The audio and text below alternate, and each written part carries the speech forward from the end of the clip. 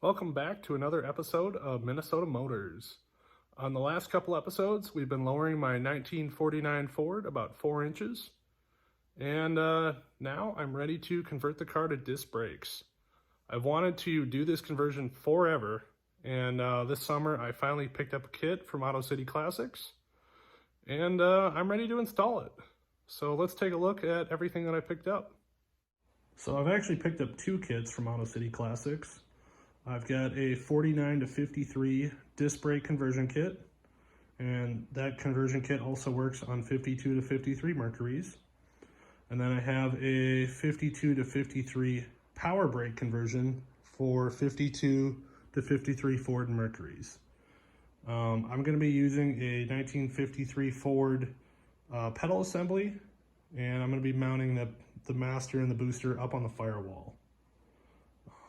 I've been wanting to kind of do that for a while. I'm not really happy with the under the floor master, and I think power brakes are going to be a nice upgrade to the car. So let's take a look at all the components that I have here. Right here is my booster and my master, and then everything else is for the disc brake conversion kit. All of this stuff came painted with a gold anodizing on it, and I just thought that was a little bit too gaudy, so I painted it black. I think that'll look a lot better. And then the power brake conversion kit will come with a 70s Corvette master. Everybody and their brother uses one of those. All the conversion kits out there use those, and I just don't like the looks of those. So I chose this 77 Buick Riviera 4-wheel disc brake master. I think this has a much more stock look to it. It doesn't stand out so much, and hopefully it's going to work. I'm not 100% sure, but we'll find out in this video. So let's take a look at some of the other components. Here's our booster. I believe this is a 7-inch booster, I think. Maybe a 9-inch, I don't remember. I'll figure it out. Came with the mounting brackets and all that jazz. And the rod there goes through the firewall.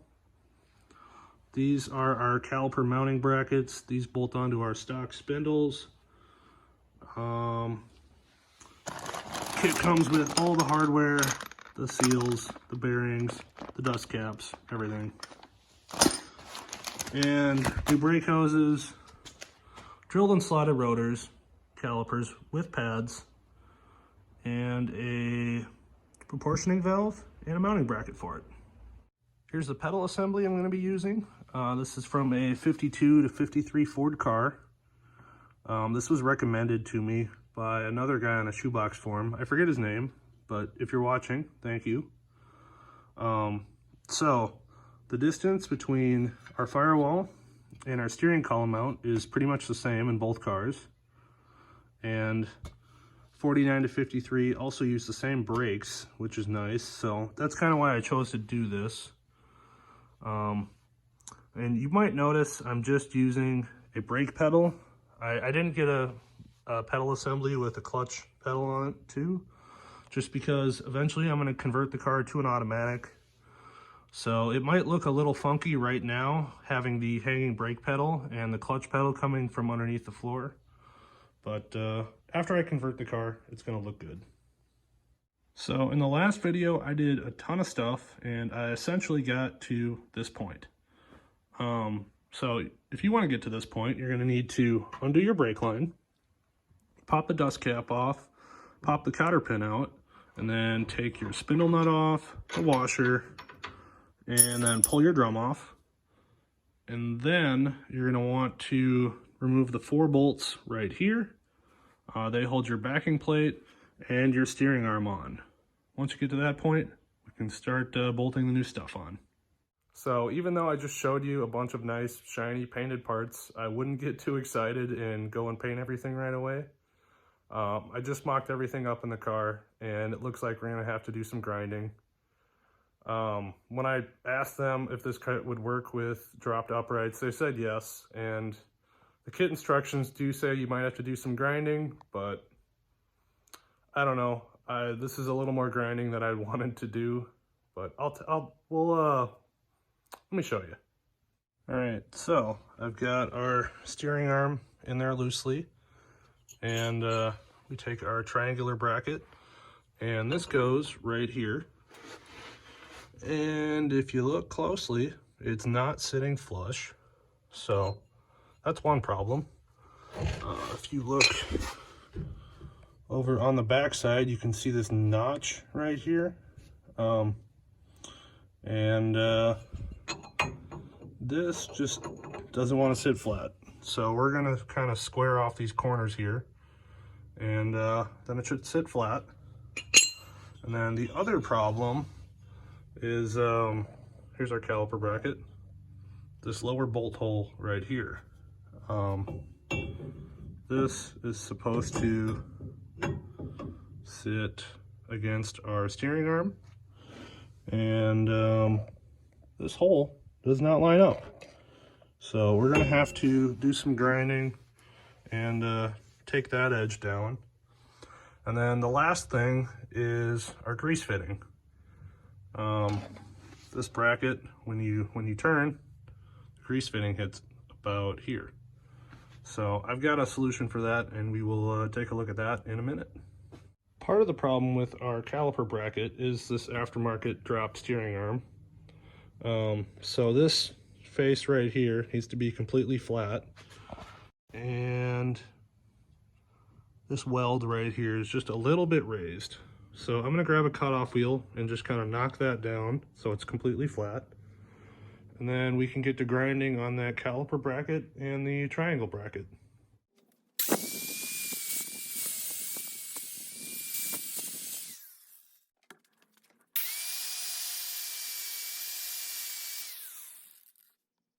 All right, I got that ground down and it fits better, but we're still gonna have to take some off of the caliper bracket right here.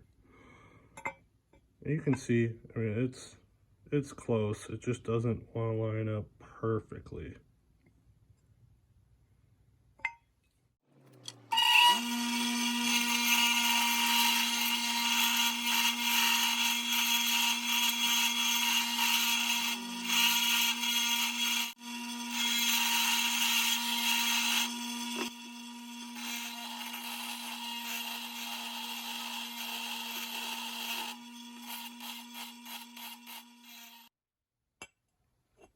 Did some grinding. These fit together a lot better now. Sorry for my shaky hands. There we go. Yeah, so that looks good. I'm gonna get some paint on these, and then we can bolt everything together.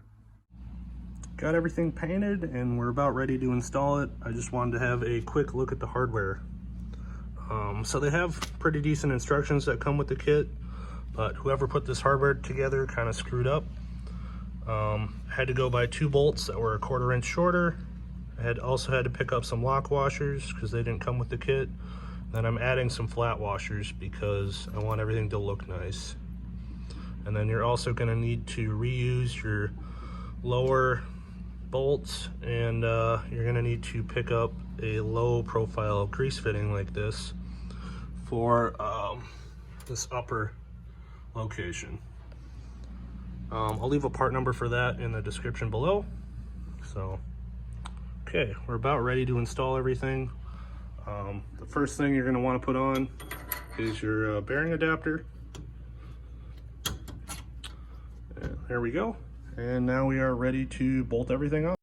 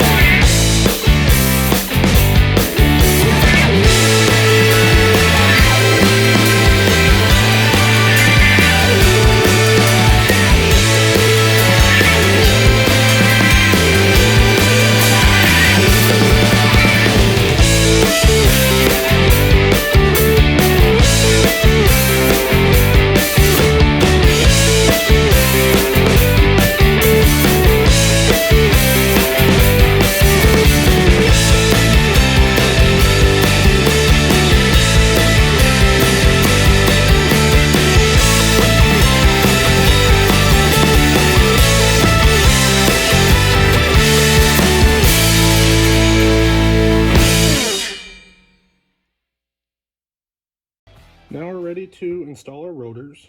Make sure you clean these with brake cleaner before you start. I've got our wheel bearing here. I've already packed it using this wheel bearing packer that I got at AutoZone. Pretty neat little tool. Just drop that in. Have some paper towels ready to clean your hands. I'm going to throw a little bit of grease right here. Then we can tap in our seal. I want to make sure this is flat before you start tapping it in. And then I've got a just a seal installer right here. This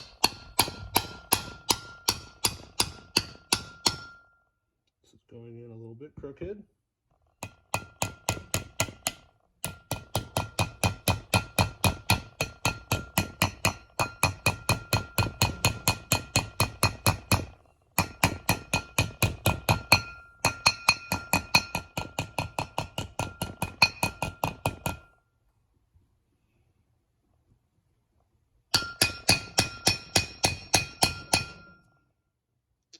There we go. Nice and flush. Don't pound on that too hard. You don't want to damage it. And I mean, you shouldn't pound on it with a hammer like I did, but I don't know. I had a little bit of trouble with the other side as well. So you flip this over and put your other wheel bearing in. Okay, so carefully slip this on.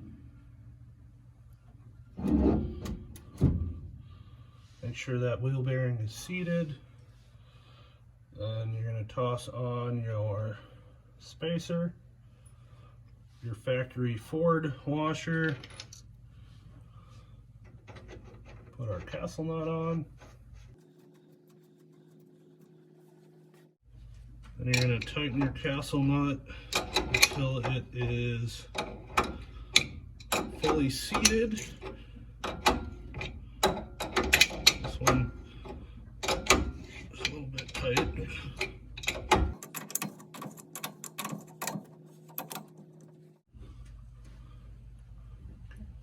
That's seated. I can barely turn the rotor. We're going to back it off a little bit until the rotor turns freely. And then all we have to do is put our cotter pin in. Oops, that's not the right spot.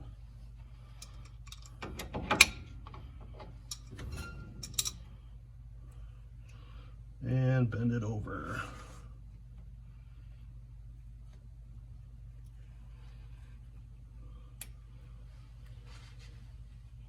And lastly, you're going to want to put your cap on. The one that they sent, I couldn't get it on. I damaged it pretty good. So I'm going to just reinstall the factory ones. Those fit fine. Next, we're going to install these calipers. I'm just going to add a light coat of caliper grease to the pads and a little bit of anti-seize on these threads right here.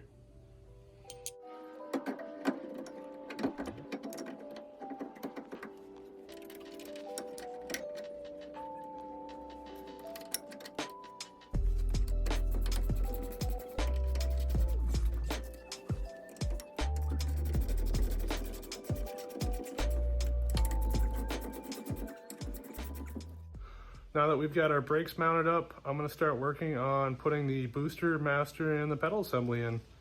I'm inside the car now, and this firewall cover and this heater ducting have to go. So I'm going to work on getting those out, and then we can take a look at the pedal assembly and the steering column. I opted to just cut that firewall cover with a knife.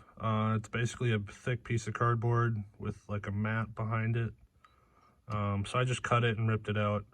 I'm going to do something else with the firewall later on, so that's fine. You also need to unbolt your heater duct, or unscrew, I mean.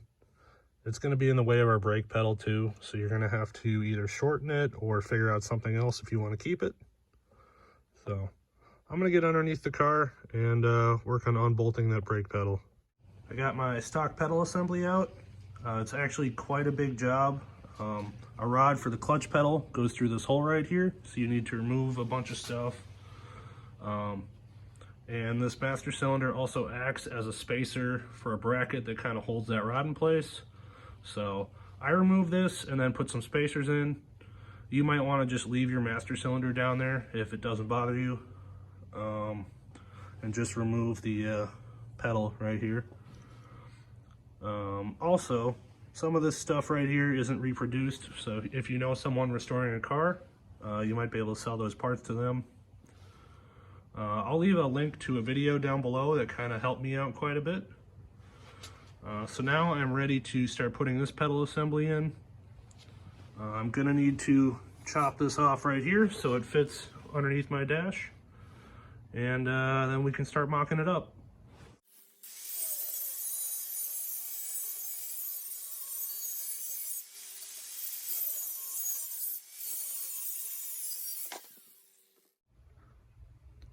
I've got it close to its final location. Right here, I think I'm gonna have to do a little bit of grinding just because there's some interference there. And I don't know, looks pretty decent. I did a bunch of grinding and opened up some holes, and it's just not fitting the way I wanted it to. You can see the pedal is up too high and it sticks out a little bit, and I'd like to add some more bracing going from the pedal up to the firewall. Unfortunately, I don't have the right tools to modify that pedal assembly right now, and this project is on a huge time crunch. It's going to snow soon and I need to make this thing drivable. So I'm going to drill some holes and bolt it up as is. I plan on coming back in the spring and modifying that a little bit more and making it fit right.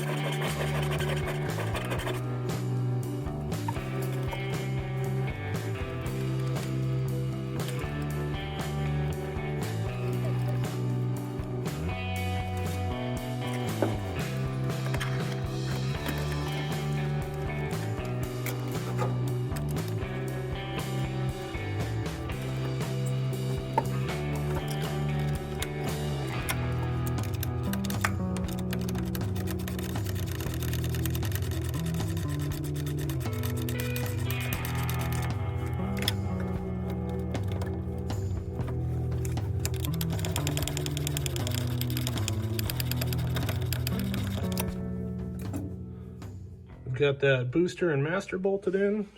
That booster was kind of a pain in the butt. I realized about halfway through I probably should have put those brackets on first and then bolted the booster to it later. Our master cylinder and booster stick out pretty far. It's actually pretty close to the battery and the starter solenoid, which I'm not super happy about, but I'll make it work. Here's our proportioning valve. It kind of hangs off to the side. That bracket was designed to tuck it underneath the master more, but because I'm using that different master cylinder, it doesn't quite work. Like I said before, I'm in kind of a hurry to get this car drivable, so I'll probably come back later and modify that, but for now I'm just going to leave it. So I'm going to work on making these brake lines, and then I will bleed the master and connect everything, and then I'll bring you guys back. It looks like I'm going to have to do some grinding on the calipers to run the rubber hose back towards the stock hardline location. I actually mounted it and ran it forward like I've seen in some pictures and ran a hardline, and that's just not going to work. The tire rubs on the hose no matter which way I put it. So I'm going to grind on those calipers and then we'll make some hard lines. I'm going to just be grinding this little area off right here, so I can run the hose like this and go around the upright. And this is only because I have dropped uprights. If you don't have dropped uprights, you can just run the hose straight like it's supposed to be, and it passes between the kingpin and the upright and it works just fine. But because mine are dropped, there's just not enough room there, and so we're gonna have to do some grinding. I got the driver's side ground down, and I think this is gonna work. If you come over here, you can see here's the line. It's running around our upright, coming over here and up to the factory location. I'm gonna have to open up this hole a little bit so I can make this fit in there properly, and I'll do the same on the passenger side and run new lines again. I got all the hard lines bent up and installed. I bench bled the master, bolted it on the car, and we bled the whole car. I've hooked our vacuum hose up here, and that loops around and ties into the windshield wipers, and I think that'll work. Also want to point out that this fitting is really hard to find. I'll leave a part number down below for that. And you want to make sure you're using a proportioning valve bleeder tool when you bleed your brakes. Now that we finally have the brakes figured out, I think it's time to go for a test drive.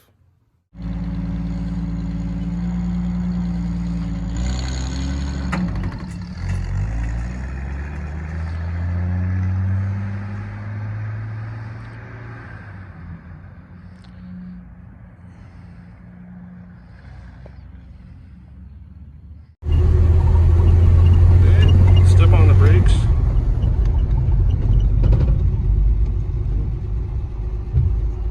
Stops pretty good.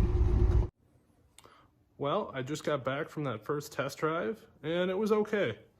I haven't driven the car since I lowered it 4 inches, and the drive shaft is clearly touching the floor a little bit when I put it in gear. But other than that, I mean, the car drives really great, and it stops amazing. I'm super glad I did this. It's worlds better than before. Yeah. I'm really happy with how this turned out. So that's going to be the end of this video. If you could please give it a thumbs up and subscribe, that'd be cool. So thanks for watching. I'll see you in the next one.